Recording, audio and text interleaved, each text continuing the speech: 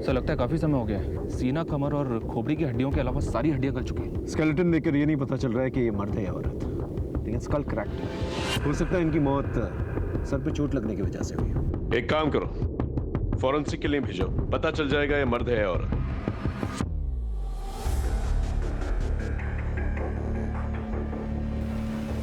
ये देखिए सर, ये मिला है। ये तो किसी बैंक का कार्ड है। नाम ठीक से दिखाई नहीं दे रहा, लेकिन नंबर साफ है। पता करो ये किसका कार्ड है। नंबर से पता चल जाए कार्ड होल्डर कौन है। सर इस जमीन का मालिक कौन है? साहब वैसे तो ये ज़मीन सौरभ अग्रवाल की है, लेकिन 2 महीने पहले PWD डिपार्टमेंट ने ये ज़मीन सड़क निर्माण के लिए खरीदी थी। अब देखिए ना, आज ही से सड़क का काम शुरू हुआ और आज ही ये दोषी से मिली है। इस पूरी जमीन की खुदाई करवा, देखो क्या निकल कर आता है। और ये क्या नाम बताया इसका? सौरभ अग्रवाल। सौरभ अग्रवाल को पूछताछ के लिए बोलो। सर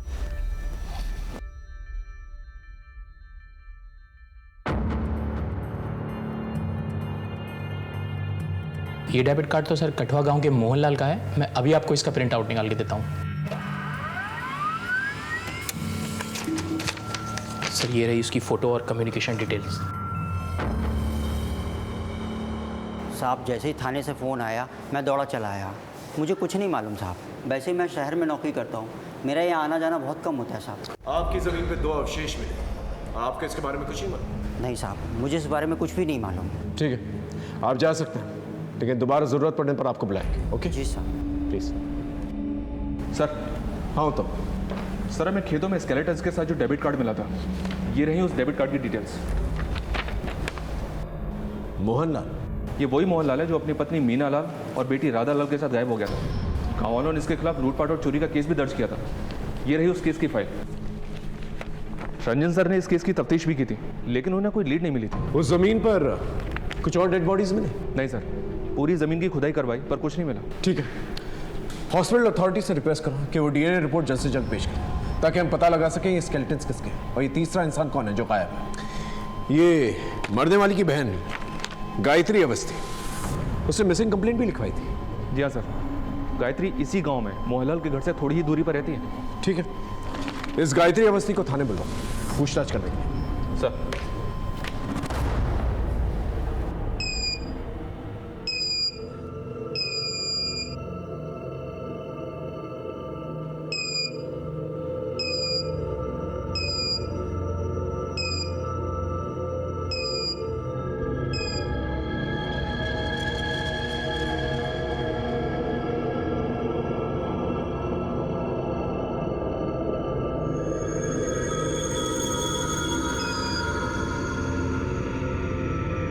एक्सक्यूज़ मी सर, आप लोग अंदर नहीं जा सकते।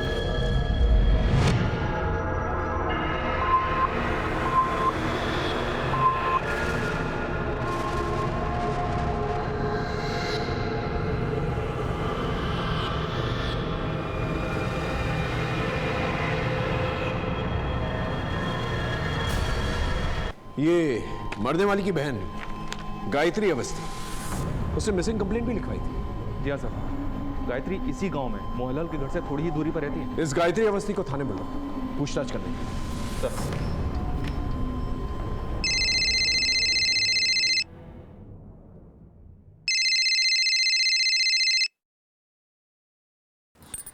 हेलो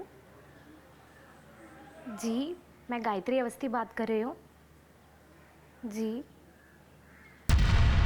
क्या? साहब, जीजा जी बहुत नेक इंसान थे, पर समय के फेर ने सब बर्बाद कर दिया।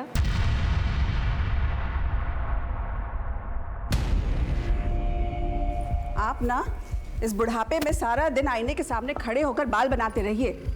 राधा की शादी की चिंता है कि नहीं आपको? लड़की वाले हम हैं, इधर लड़के वालों के फोन पे फोन आ रहे हैं तारीख तय करने के लिए। तारीख उरीख तय करना है कि इस लड़के को भी हाथ से जाने दे। देखो, उन्हें शादी की तारीख तय करने की चिंता नहीं है, उन्हें है दान दहेज की चिंता। हाँ तो दान दहेज तो देना ही होगा। अरे रीति रिवाज है, आपकी करतूतों की वजह से ना आपने सारे दरवाजे बंद कर दिए। अरे कोई दरवाजे बंद नहीं हुए, देखा की बात। उसके बाद ये कर्जे वाले दिन, ये खराब दिन, इनसे हमें हमेशा के लिए छुटकारा मिल जाएगा। आप दोनों बाप बेटी के चेहरे पर ना थोड़ी भी परेशानी नहीं है।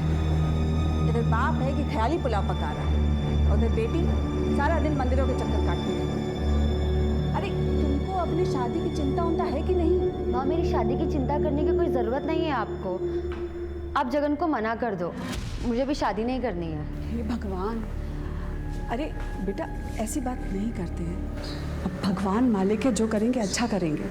अच्छा ठीक है, तुम पहले ना कुछ खा लो, फिर हम राजेंद्र यादव के यहाँ चलते हैं। सुधिया बता रही थी कि उनके यहाँ कढ़ाई का खूब सारा काम आया है, तो हम दोनों माँ बेटी मिलकर कर लेंगे, अच्छा पैसा कमा लेंगे।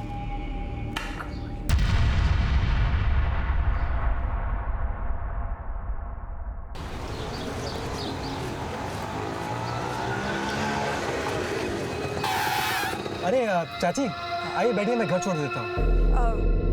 मैं पैसे लेकर नहीं आई हूँ। अरे पैसे की कौन बात कर रहा है चाची, मैं घर ही जा रहा हूँ। आइए बैठिए आप दोनों, मैं छोड़ देता हूँ। आओ ना।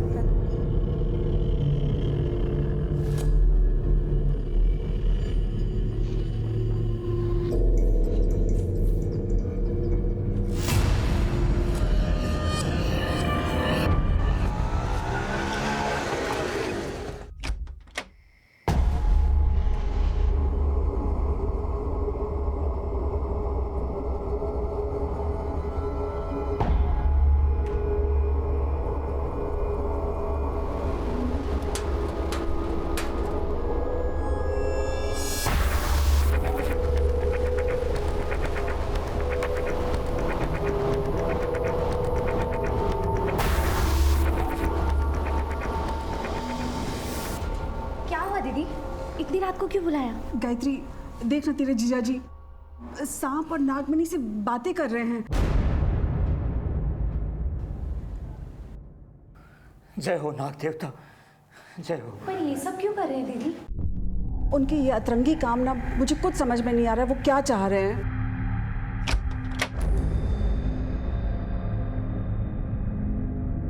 राधा बिटिया, अब तू देखना, तेरी शादी इतने धूमधाम से करूंगा ना, पूरा गांव देखता रह जाएगा। और गायत्री, बस 11 दिन की बात है, उसके बाद मैं तेरी और अशोक की किस्मत बदल के रख दूंगा। तू देखना तेरे जीजा जी क्या करते हैं तेरे लिए। तो क्या हमारा 15 लाख का कर्जा भी उतर जाएगा? अरे 15 लाख का कर्जा तो उतर ही जाएगा, हमारी तिजोरी भी भरी रहेगी।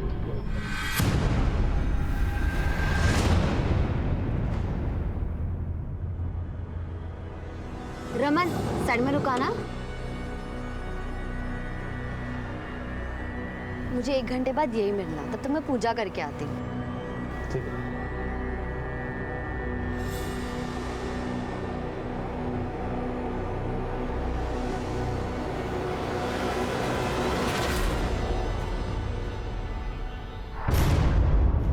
राधा, कहाँ रहती हो आजकल?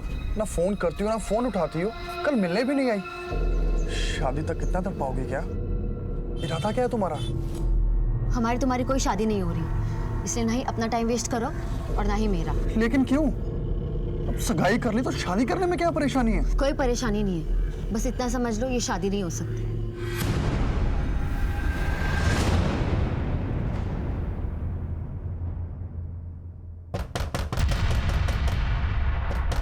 कौन है भाई? अरे आ रहे हैं। कहाँ है हमारा पैसा? कर्जा लिया या दान लिया है, लौटाने का नाम ही नहीं ले रहा और मुंह छिपा छिपा के भाग रहा है। अरे 10 दिनों के बाद मैं तुम्हारा सारा पैसा वापस कर दूंगा, और चाहिए तो मुझसे सूद पे पैसे लेके जाना। 10 दिन में ऐसी कौन सी करामात होने वाली है? दिखाता हूँ, ये देखो, इन 2 डिब्बों में है करामातों की कुंजी। क्या इन डिब्बों में? खुद ही देख लो। जरा हम भी तो देखें। देखो।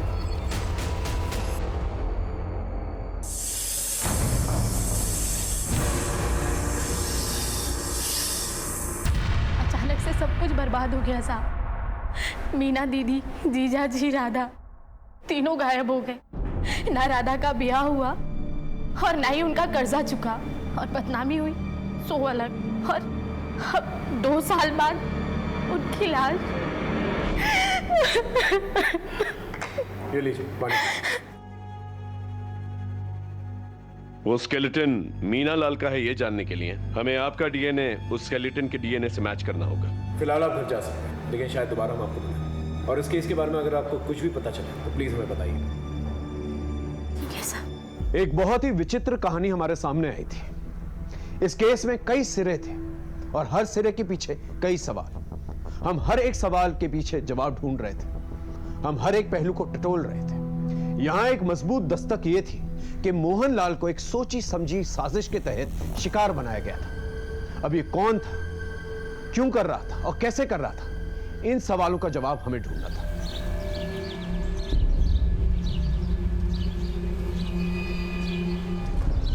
चल आज के लिए इतना ही। अब निकाल मेरे पैसे। लेकिन कल प्लीज यार नई वीडियो लाना। लेकिन कल 30 रुपए लगेगा, बोल देता हूँ। ये काली चाय? दूध नहीं है घर में, चीनी और पत्ती भी पड़ोसियों से मांग कर लाई हूँ। कुछ करो जगत। अरे कम से कम नौकरी ही चेंज कर लो। कितने पढ़े लिखे हो तुम? अरे उषा, ऐसे बीच में ये नौकरी नहीं छोड़ सकता।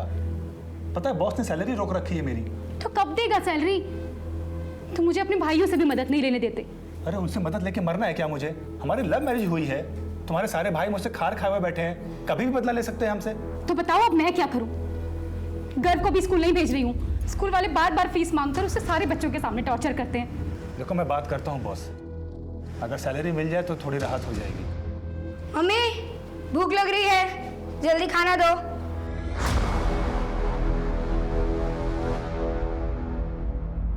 ये रही ग्राम पंचायत ऑफिस की सीसीटीवी फुटेज, जिससे यह साबित हो गया था कि मोहनलाल ने ऑफिस से 3 लाख रुपए की चोरी की थी।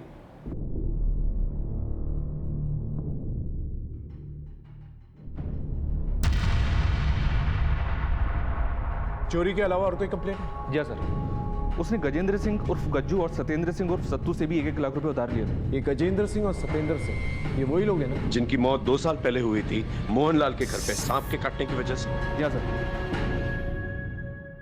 लेकिन उन दोनों की लाश हमें जंगल में मिली थी और हमने उन दोनों की लाशों का पंचनामा भी किया था।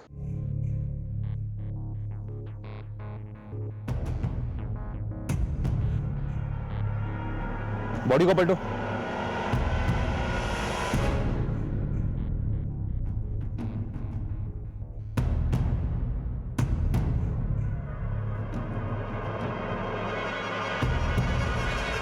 दोनों बॉडीज पूरी तरह से नीली पड़ गई हैं।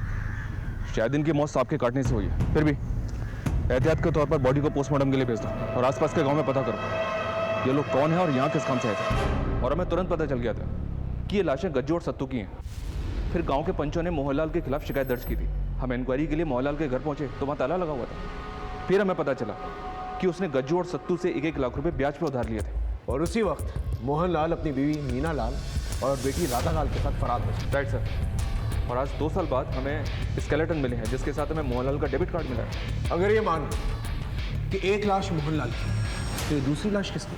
माया बेटी दोनों में से किसी एक की होनी चाहिए। हो सकता है एक लाश अगर माँ की है तो बेटी गायब है, और अगर एक लाश बेटी की है तो माँ गायब है। या फिर हो सकता है कि माँ बेटी दोनों गायब हो, ये लाश किसी और की। या फिर ये भी हो सकता है कि माँ बेटी को कहीं और पे मारा गया। सवाल कहीं है, देखते हैं जवाब क्या मिलता है। एक बार डीएनए रिपोर्ट्स आ जाएंगी ना, सब कुछ साफ हो जाएगा। तुम्हें देख के कौन कहेगा कि तुम एक क्वालिफाइड मैकेनिकल इंजीनियर हो? 3 महीने से एक ही प्रोजेक्ट पे काम कर रहे हो। तुम्हें पता है ना कि हमारी company project to project basis पे ही पेमेंट करती है। Yes sir. अगर तुम्हें पैसे चाहिए तो प्रोजेक्ट पूरा करो, quick. No result no pay. Do you understand? Okay sir. Now get back to your work right now.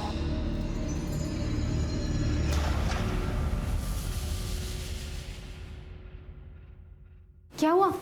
Salary मिली क्या? नहीं, इनफैक्ट मैं कल से नौकरी पे भी नहीं जा रहा। अरे मेरा बॉस मुझसे ज्यादा अच्छे से तो अपने ड्राइवर से बात करता है। क्या फायदा है इतना पढ़ने लिखने का, इंजीनियरिंग करने का? जगत प्लीज अभी जॉब छोड़ने की सोचना भी मत। अरे घर की फीस भरनी है और फिर घर कैसे मैनेज होगा? देखो जब तक कहीं अच्छी जगह जॉब नहीं मिल जाती ना, प्लीज थोड़ा टाइम और यहाँ बर्दाश्त कर लो प्लीज। मोहनलाल, मीना लाल और राधा लाल की तस्वीरें तो तुमने सर्कुलेट की, कुछ निकल के आया? नहीं सर। और वो नागमणि? लोकल सपेरों से इंक्वायरी की सर, लेकिन किसी ने भी मोहनलाल या उसके परिवार में से किसी को नहीं पहचाना। वैसे भी सर आप तो जानते ही हैं कि नागमणि जैसी कोई चीज़ होती नहीं है। लेकिन गायत्री के मुताबिक ये सच नहीं है। मोहनलाल की आस्था थी इन सब चीज़ों में। लेकिन सर हमें अभी तक कोई भी नागमणि बेचने वाला या खरीदने वाला मिला नहीं है। तुमने एक बात नोटिस की? क्या सर? गांव वाले जिसको अपराधी ठहरा रहे हैं वही मुझे किसी अपराध का शिकार लग रहा है, क्योंकि इस तरह से उसकी लाश का ठिकाने लगा और फिर सरपंच के ऑफिस से चोरी की ये रकम का उसके घर पे नाम मिला और ये नागमणि का गायब हो जाए। बहुत सारे डॉट्स हैं जो मिसिंग हैं। वो डीएनए रिपोर्ट का क्या हुआ? अभी तक आई नहीं है सर, लेकिन जल्दी मिल जाएगी। अपने खबरी को गांव में भेजो, देखो क्या निकल के आता है। Okay sir.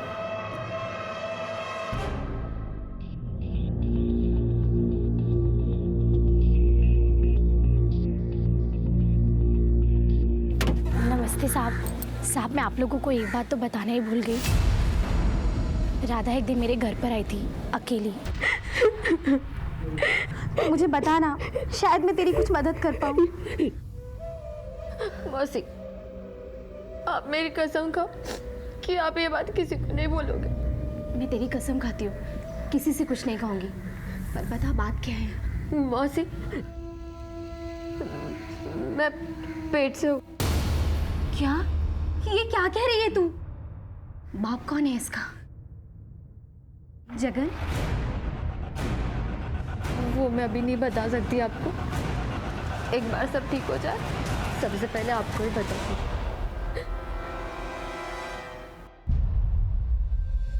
दीदी, आपका भाई? सर, हम इन्वेस्टिगेशन के इस एंगल को ओपन करते हैं और राधा के बारे में पता करते हैं। आपको क्या लगता है राधा अपनी मर्जी से प्रेग्नेंट हुई थी या उसके साथ जबरदस्ती की गई थी? साहब, अगर जबरदस्ती नहीं होती तो वो रोती क्यों? मुझे तो यकीन है ये काम उस लिच्चड़ मनोज मिश्रा ने ही किया होगा। जीजा जी ने उससे पैसा उधार लिया था।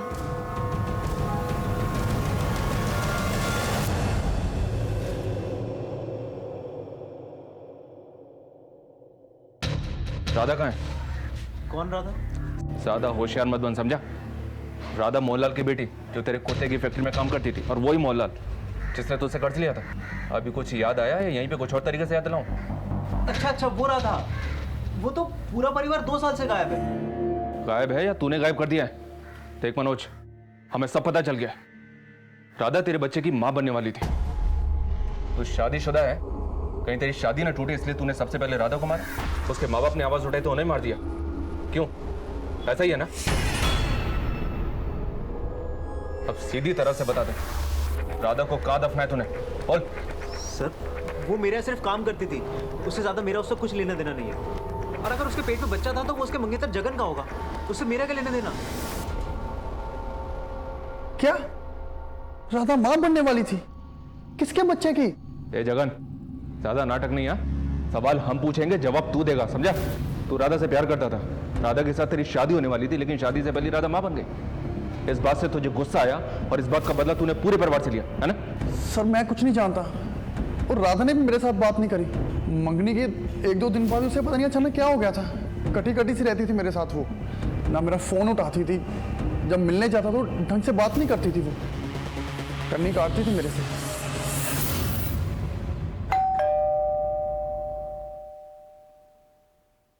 ये लो 1000 रुपए। रुको, कहाँ से लाई ये पैसे? अपने कान के बुंदे बेच कर लाई हूँ। मैं गर्व का फ्यूचर ऐसे बर्बाद होते हुए नहीं देख सकती, और उसे पढ़ने के लिए भी नहीं बोल सकती। पता नहीं पूरा दिन कहाँ घूमता फिरता है। अब आप जाओ और उसके स्कूल की फीस भर दो। अरे अब जाओ ना।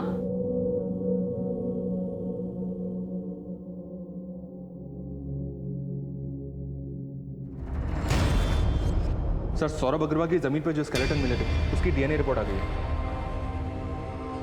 गायत्री अवस्थी के डीएनए से ये कंफर्म हो गया है कि एक लाश मीना लाल की है और दूसरी लाश पर फॉरेंसिक के फेशियल रिकंस्ट्रक्शन के आधार पर उन्होंने कंफर्म किया है कि वो दूसरी लाश मोहनलाल की है।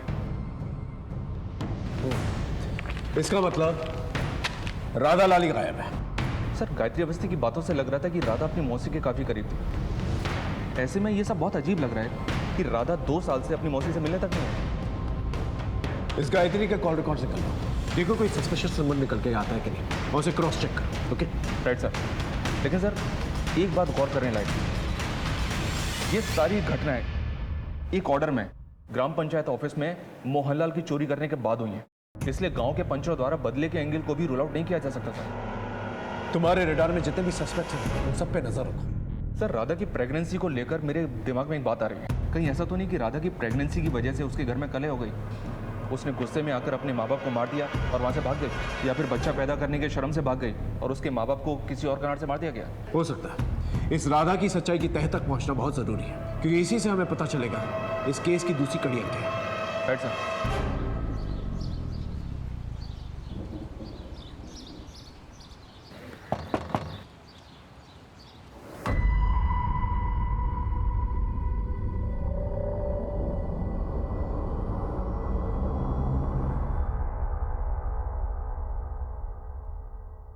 स्कूल वाले मान गए 1000 रुपए में।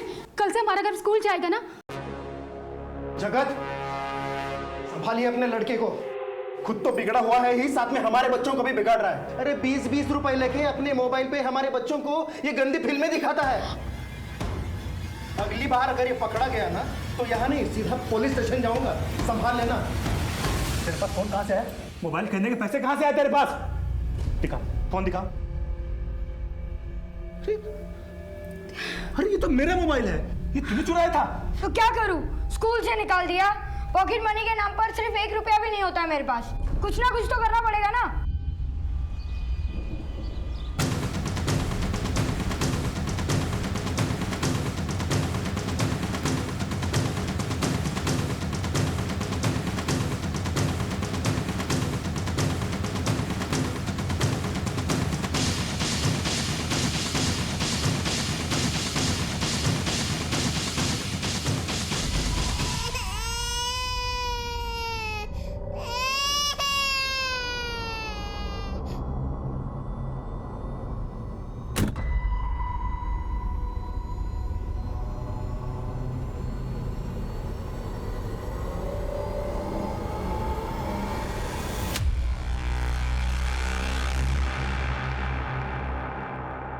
बच्चे का ठीक से देखभाल किया करो। बुखार है, वही मैं दवाइयाँ लिख करके दे रहा हूँ। 2 दिन के बाद फिर से लाके दिखा लेना।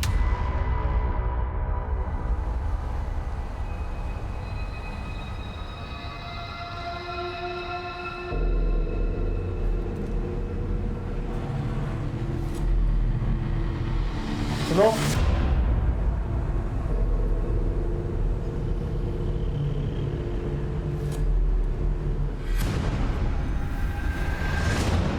हमारी पूरी कहानी राधा के इर्द गिर्द फंसी हुई थी।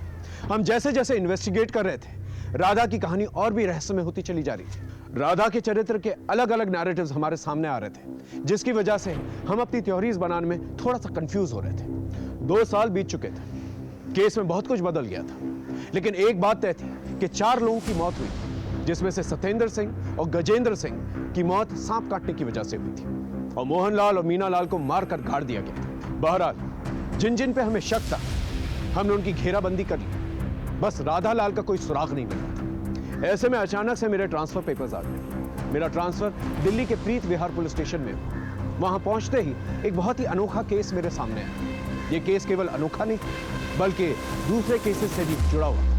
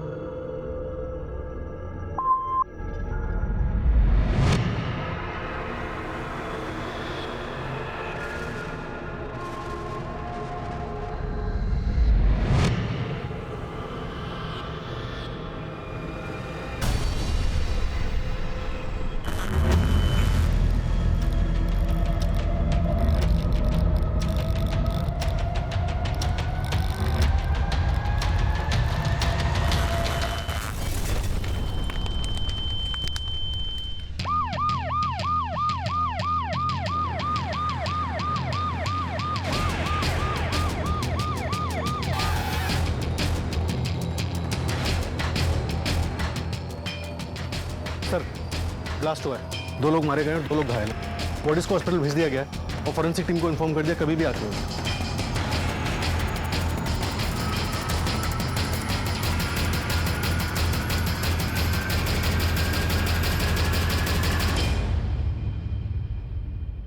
सबसे पहले हमें ये पता लगाना होगा इस ब्लास्ट में कौन सा मटेरियल यूज किया गया और इसके पीछे क्या मकसद है। हो सकता है ये टेररिस्ट एक्टिविटी हो। इस फार्म हाउस का मालिक कौन है? Prashant Varma sir, London based NRI. यहाँ एक सिक्योरिटी गार्ड परमानेंट जॉब करता था जो यहीं रहता था। फिलहाल वो फरार है। इस फार्म हाउस को सील कर और सिक्योरिटी गार्ड को जल्द से जल्द तलाशो। अपने बॉम्ब स्क्वाड और फोरेंसिक टीम से कहो इस फार्म हाउस की अच्छी तरह से तलाशी ले। ये जिस किसी ने भी किया है वो समाज के लिए काफी खतरनाक हो सकता है।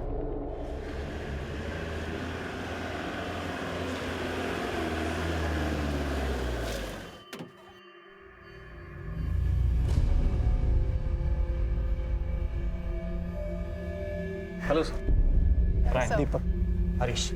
चलिए सर, पहले प्रेजेंटेशन देख लीजिए, उसके बाद देखते हैं क्या करना है।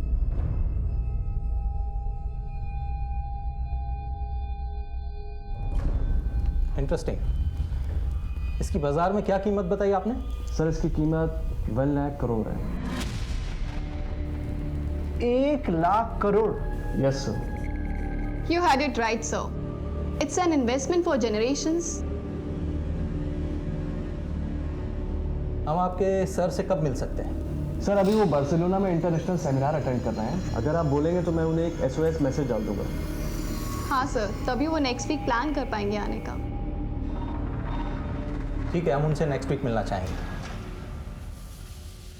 कंपनी तो काफ़ी नामी ग्रामी और 2 साल से चल भी रही है। और ये देखिए इनकी वेबसाइट पर काफ़ी विदेशियों के साथ फोटोज़ डालें और ये उनके इंटरव्यूज़ भी। और साथ ही में ये खबर है कि इनके कई ब्रांचेज है यूरोप में भी। मुझे तो सब कुछ ऑथेंटिक लग रहा है। क्या कहता है फिर? डील लॉक कर। क्या? सर, फार्म हाउस ब्लास्ट में मरने वाले लोगों की शिनाख्त हो गई। एक का नाम है सुशील कपूर और एक अर्जुन चैटर्जी। दोनों के घर वालों को नहीं पता था कि वो यहाँ आए थे। उनके घर वालों को इस ब्लास्ट के बारे में भी कुछ नहीं पता। घर वालों की CDR रिपोर्ट निकालना, हम कोई चांस नहीं ले सकते। Right sir. घायलों की स्थिति क्या है? सर वो अब भी बात करने की स्थिति में नहीं है। उनमें से किसी एक को भी अगर होश आ जाता है तो हमें काफ़ी इन्फॉर्मेशन मिल सकती है। हॉस्पिटल के PRO से टच में। और ये ब्लास्ट की इमीडिएट फॉरेंसिक रिपोर्ट क्या निकली? सर ब्लास्ट में मीथेन गैस का इस्तेमाल हुआ था और ब्लास्ट में यूज हुए दूसरे केमिकल्स की रिपोर्ट आनी अभी बाकी है। और वो सिक्योरिटी गार्ड जो भागा था उसके बारे में कुछ पता चला? सर उसके पीछे एक टीम लगा रखी है। उसका फ़ोन अभी भी स्विच ऑफ जा रहा है और वो अपने गाँव भी नहीं पहुँचा है। चारों तरफ कड़ी निगरानी रखो और इस ब्लास्ट की तह तक पहुँचना हमारे लिए बहुत ज़रूरी है, वरना ये मीडिया वाले बहुत बड़ा बवाल खड़ा करेंगे।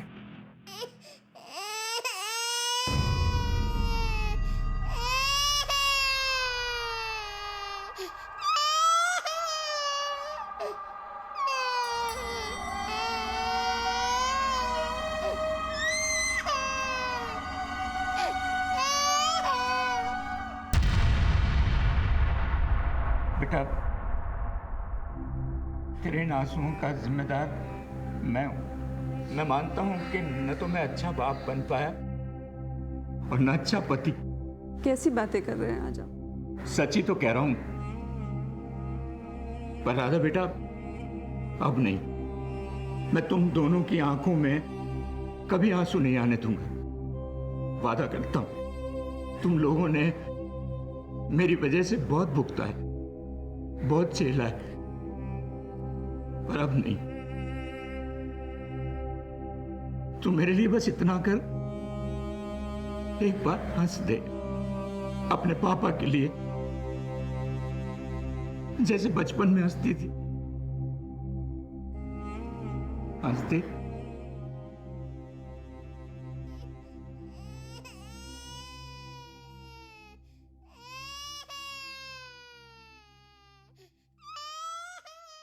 जैसा आप लोगों ने कहा, हमने पूरे 80 लाख रुपए फंड ट्रांसफर कर दिए हैं। That's great sir. हम लोगों ने भी सर को इन्फॉर्म कर दिया है। वो बार्सिलोना से अबू धाबी आ चुके हैं, बस 2 दिन में इंडिया आ जाएंगे। तब तक हम कॉन्ट्रेक्चुअल एंड लीगल फॉर्मेलिटीज कर लेते हैं ताकि जब सर आए तो पेपर वर्क स्मूथ हो जाए। That's great.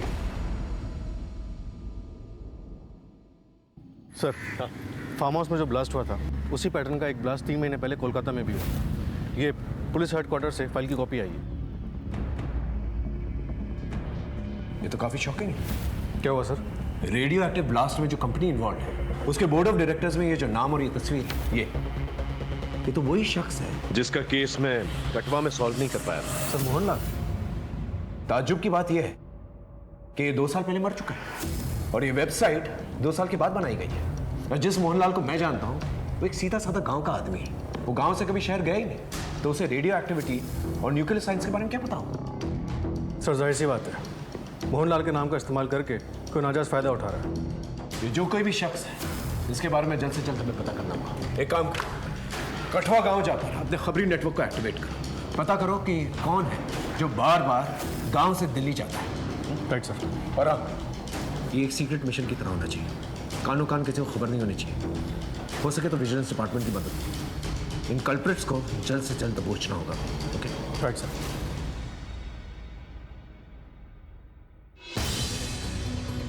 हमने और हमारी टीम ने एक रणनीति तैयार कर ली थी और हमने बहुत ही सावधानी से सारे कल्प्रिट्स को एक साथ बिना किसी हलचल के दबोचना चाहते थे, ताकि कोई भी भाग निकलने में कामयाब ना हो सके। सर, साइबर सेल ने इस कंपनी की वेबसाइट की ऑथेंटिसिटी चेक की। उनके हिसाब से इस वेबसाइट का आईपी एड्रेस मोहनलाल के नाम पर ही रजिस्टर्ड है और खबरों ने पता लगाया कि आजकल इन दोनों का दिल्ली आना जाना काफ़ी बढ़ गया है सर। और एक बात सर, इनमें से एक गांव काफ़ी आता जाता है, जबकि दूसरा काफ़ी टाइम से अपने गांव नहीं लौटा है। साहब, यही है वो फार्म हाउस का चौकीदार। साहब मुझे माफ कर दो, मैं पैसे की लालच में आ गया था साहब। एक साहब ने आपसे 2 दिन के लिए बंगला किराए पे लिया था, सोचा कि मैं थोड़ा बहुत पैसा कमा लूं साहब। इनमें से कोई है? सर ये था।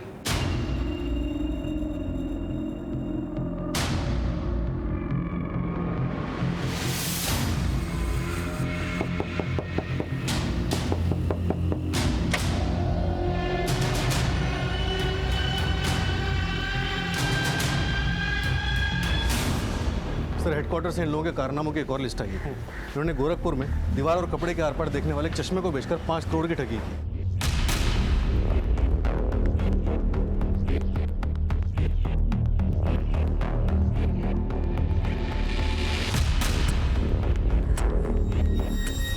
चश्मा बेचने के लिए इन्होंने जुड़वा लड़कियों का इस्तेमाल किया। जुड़वा लड़कियों? हाँ सर। और लोगों को लगा कि एक ही लड़की दीवार के आर पार से नजर आ रही है। इसके बाद इन्होंने दार्जिलिंग में रुद्राक्ष और माला बेचकर 3 करोड़ की ठगी की।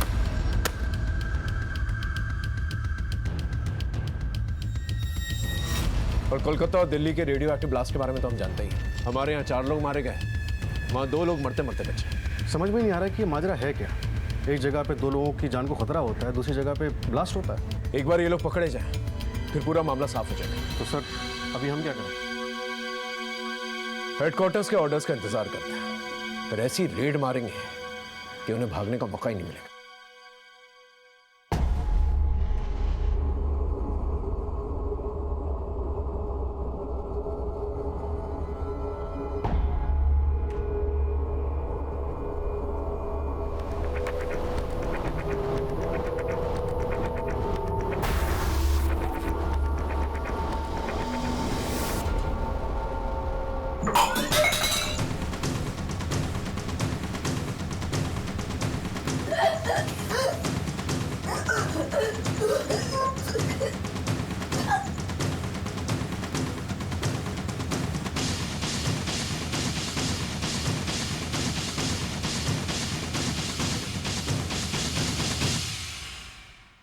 सर, ये रही हेडक्वार्टर से ऑर्डर शीट। हम अपने एंड पे पूरी तरह से प्रिपेयर्ड हैं। अरेंजमेंट फुल प्रूफ है? पूरा अरेंजमेंट हो गया सर। हमारे सोर्सेज के हिसाब से सारे कल्प्रिट्स एक ही जगह पे मौजूद हैं। Go ahead.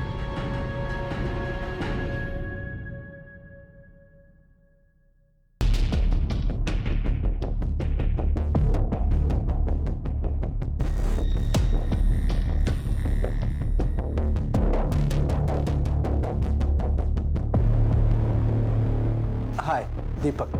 Jagan. Harish. Please come.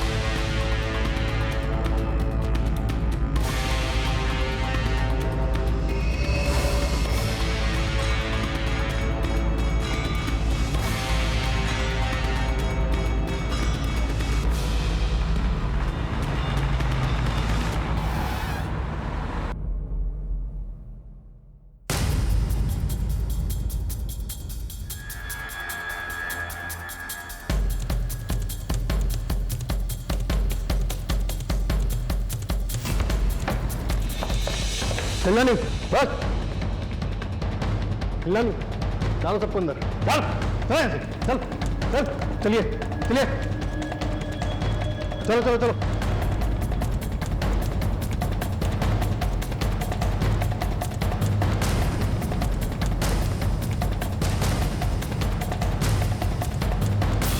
तुम दोनों जीजा साले ना जाने कितने सपनों और जिंदगियों के साथ खेले हो।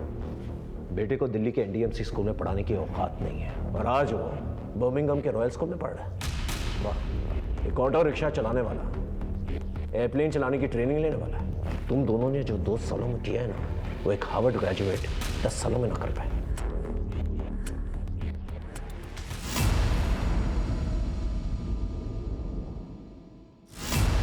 जगत शर्मा एक क्वालिफाइड मैकेनिकल इंजीनियर और इतने सारे काले कारनामे, इस सबके पीछे कहानी क्या है? सर, आजकल एक इंजीनियर और सिक्योरिटी गार्ड में कुछ फ़र्क नहीं रह गया। मेरी लाइफ एक ऐसे मुकाम पर आ गई थी कि मेरे पास मेरी बीवी के दिए हुए 1000 रुपए के अलावा जेब में एक फूटी कौड़ी तक नहीं थी। और फिर मैं ज़िंदगी से परेशान होकर के एक ज्योतिष के पास गया। उसने मुझे 1000 रुपये में एक माला बेची जिसकी कीमत 20 रुपये से भी ज़्यादा नहीं थी। फिर इस घटना से मुझे एक नई दिशा मिली, लेकिन जिस दिन मेरे बेटे ने बिल्डिंग की छत से छलांग लगाई, उस दिन मैंने ठान लिया था। मैंने कहा भाड़ में गया ये इंजीनियरिंग, अब मैं भी ठगी करूंगा। और फिर मैं अपने जीजा से मिल करके ठग बन गया। ये रेडियो एक्टिव डॉल की कहानी क्या है? सर, एक दिन मैंने अखबार में एक आर्टिकल पढ़ा था कि रेडियो एक्टिव पदार्थ का यूरोपियन मार्केट में बहुत ज़्यादा वैल्यू है। मैं अपने आसपास एक डॉल ढूंढने लगा। फिर कुछ दिनों के बाद मैंने अपने जीजा की दुकान पर एक डॉल देखी। तब मेरे दिमाग में एक आइडिया आया। ये नाग और नागमणि का आइडिया तेरा था ना रमन चौधरी? सर, मैं मोहनलाल से गांव में जुए की हर बाजी जीता था। एक दिन उसने मुझसे पूछा,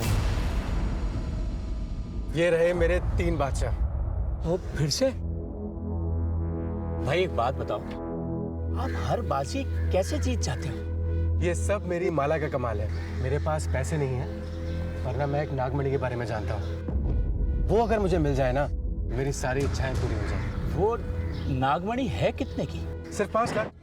मैंने उसकी आंखों में मणि पाने की चाहत को पढ़ लिया। देख, ग्राम पंचायत के फंड्स ऑफिस में रहते हैं, चुरा ले। मेरे ही कहने पे मोहनलाल ने चोरी की। भाई ये पूरे 5 लाख रुपए, 3 लाख रुपए मैंने वो ऑफिस से चुरा लिए थे। 1 लाख रुपया मैंने सत्तू और गज्जू से ब्याज पे ले लिया। काम तो हो जाएगा ना भाई? ये लो, इससे तुम्हारी सारी इच्छाओं की पूर्ति होगी। मुझे पता था कि कोई चमत्कार नहीं होने वाला। मुझे तो लगा था कि एक दिन सांप खुद उन्हें डस लेगा और उसी के साथ सारे किस्से कहानियां खत्म हो जाएंगे, मगर गज्जू और सत्तू की मौत ने सब गड़बड़ कर दी। सांप सत्तू और गज्जू को काटने के बाद गायब हो गया। फिर दोनों पति पत्नी मुझजसे मिलने आए। साले धोखेबाज, निकाल मेरे पैसे। कैसे पैसे? चल निकल यहाँ से, नहीं तो पुलिस में दे दूंगा। तुम्हारे कारण सत्तू और गज्जू की मौत हुई और तुम्ही ने गांव में चोरी भी की। पंचों ने तुम्हारे खिलाफ पुलिस में कंप्लेन भी करवा दी है। किसी को पता ना चले इसलिए मैंने लाशों को किसी सुनसान जगह पे गाड़ दिया। जमीन की खुदाई हुई, वहाँ पर मोहन और मीना के स्केलेटन्स मिले। ये राधा को कैसे फंसाया? मैंने राधा को एक झूठी कहानी सुनाई। गाँव वालों ने तुम्हारे माँ बाप को मार दिया है। क्या? और वो तुम्हें भी कभी भी मार सकते हैं। देखो राधा, इससे पहले कि वो तुम तक पहुंचे, तुम भाग चलो मेरे साथ। चलो ना, चलो। मैं उसका ख्याल रखता था और उसके बदले में उसका इस्तेमाल करता था। राधा कहाँ है?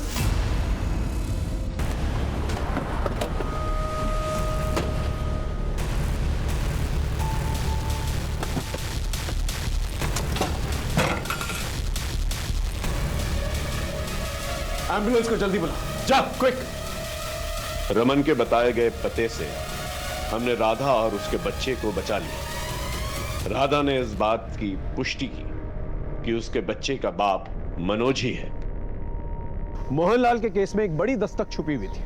उसने अपने अंधविश्वास में आकर अपनी बर्बादी की कहानी लिख डाली। जगत जैसे पढ़े लिखे लोग भी इस धोखाधड़ी के बाजार में सरगर्म हैं। वो अपने क्लाइंट्स को संतुष्ट करने के लिए किसी भी हद तक जा सकते हैं। माला पहन लेने से, रंग बिरंगे धागे बांध लेने से कोई चमत्कार नहीं होते। इनका इलाज सिर्फ और सिर्फ आपके पास है। इसी दस्तक के साथ मैं आपसे विदा लेता हूं। फिर मिलेंगे एक नए केस के साथ। तब तक देखते रहिए क्राइम पेट्रोल दस्तक, क्योंकि मकसद बताना नहीं, बचाना है। जय हिंद।